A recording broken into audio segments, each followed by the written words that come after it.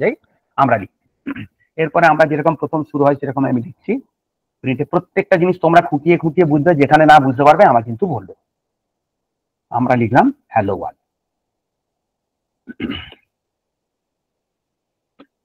Hello world লিখলাম। এর মধ্যে দেখো অনেকগুলো কম্পোনেন্ট হয়, এটা তো আমি তোমাদের বোঝালাম। হেডার ফাইল অ্যাকচুয়ালি কিছু নয়। আমাদের সিস্টেমে আমরা সি এর যে কম্পাইলার আমরা ইউজ করছি, জিসিসি ইউজ করতে পারো, বা এই ডেভ সি প্লাস প্লাস ধরো মিং ডাব্লিউ ইউজ করে, ঠিক আছে। তার সেই সমস্ত সি প্লাস প্লাস কম্পাইলার গুলোতে ইনবিল্ট কিছু হেডার ফাইল আমাদের থাকে। তেমনি stdio.h একটা header file, include stdio.h header file. এটা দেওয়ার মানে হলো আমরা stdio.h এর মধ্যে যত কিছু লেখা আছে সমস্ত কিছু লেখাকে এখানে এটাকে কেটে এখানে পেস্ট করে দিলে যা হতো অ্যাকচুয়ালি সেটাই হবে। তাহলে বারবার অত বড় ফাইলের কন্টেন্টটাকে এর উপরে না লিখে আমরা করলাম কি, ফাইলটাকে জাস্ট রেফার করলাম, মানে কম্পাইলারকে বললাম যে stdio. তুমি যখন কম্পাইল করবে stdio.h ফাইলের মধ্যে যা যা কিছু লেখা আছে সব তুমি এখানে অ্যাটাচ করে নেবে। এই stdio ইনক্লুড #include stdio.h বলে যেখানে লেখা আছে।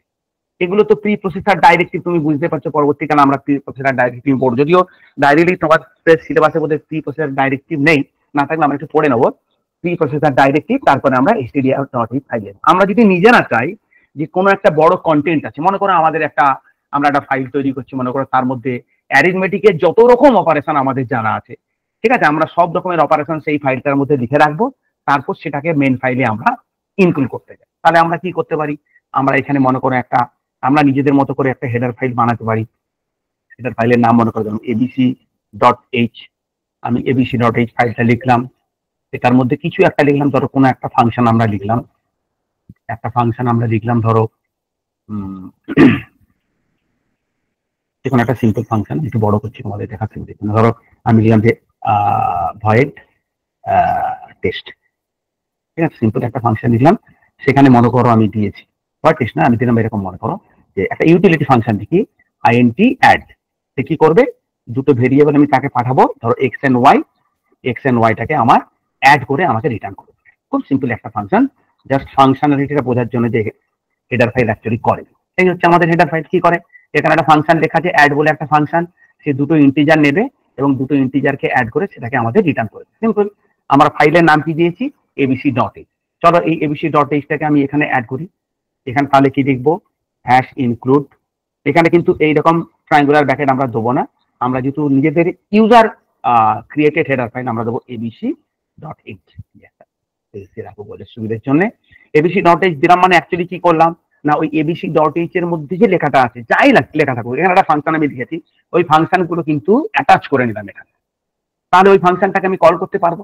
তাহলে এখন আমরা দেখি হ্যালো ওয়ার্ল্ড এর উপরে আমি দুটো ভেরিয়েবল ডিক্লেয়ার করলাম, একটা নাম দিলাম ধরো এ, আরো একটা ভেরিয়েবল ডিক্লেয়ার করলাম, এটার নাম হচ্ছে বি।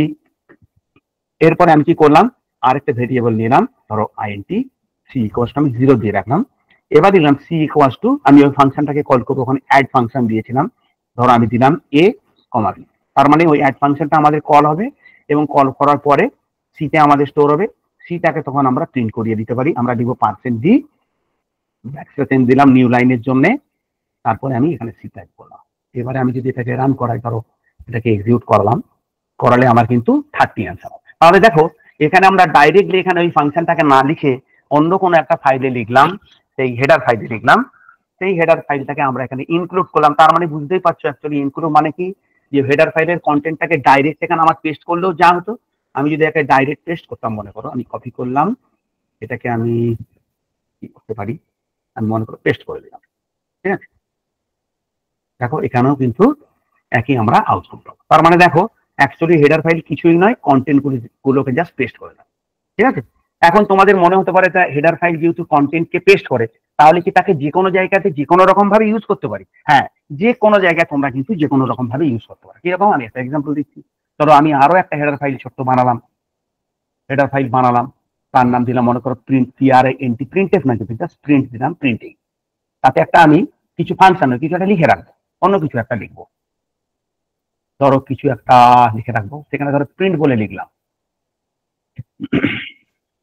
বড় করে নিলাম print, প্রিন্টে বলে লিখলাম।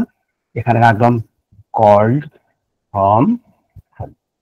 ফ্রম ধরো print.h। ঠিক আছে, তাহলে এটা আছে।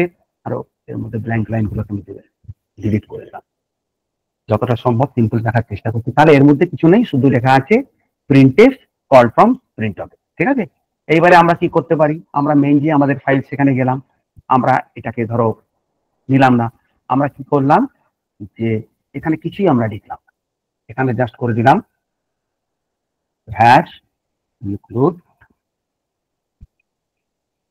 print dot. ঠিক আছে, চলো আমরা রান করাই। কি হলো দেখো, কল ফ্রম প্রিন্টার, তার মানে দেখো হেডার ফাইলকে কিন্তু অ্যাকচুয়ালি যে কোনো জায়গায় কোডের মধ্যে, একটা ফাংশনের মধ্যে, এখানে তো ক্লাস নেই, ক্লাসের মধ্যে তুমি অ্যাকচুয়ালি ক্লাসে যখন যাবো দেখবে সেখানে হেডার ফাইল তুমি ইয়ে করতে পারো। একটা ফাংশনের মধ্যে যে কোনো জায়গায়, শুধু মেইন ফাংশন বললাম, যে কোনো জায়গাতে তুমি কিন্তু ইউজ করতে পারো। মনে করো আমরা একটা কোনো 3-4টে ভেরিয়েবল আমরা ইউজ করছি যেগুলো আমাদের সমস্ত ফাইলে লাগে, তাহলে প্রত্যেকটা ফাইলে আমরা ওই ভেরিয়েবল গুলোকে ইউজ না করে, কারণ ক্লাটার ফ্রি আমরা করতে চাই, মনে করো যাতে দেখতে ভালো লাগে কোডটাকে, ওই সমস্ত ভেরিয়েবল গুলোকে একটা ফাইলের মধ্যে নিয়ে নিলাম, আর instead of declaring the variables here আমরা কি করলাম, hash include variables dot h বলে লিখলাম। তাহলে ভেরিয়েবল গুলো এখানে কি হয়, কিচ্ছু হয় না, খুব সিম্পল হয়। এখানে এই যে কন্টেন্টটা থাকে, জাস্ট কন্টেন্টটা কিন্তু এখানে এটার বদলে ও যখনই কম্পাইলার দেবে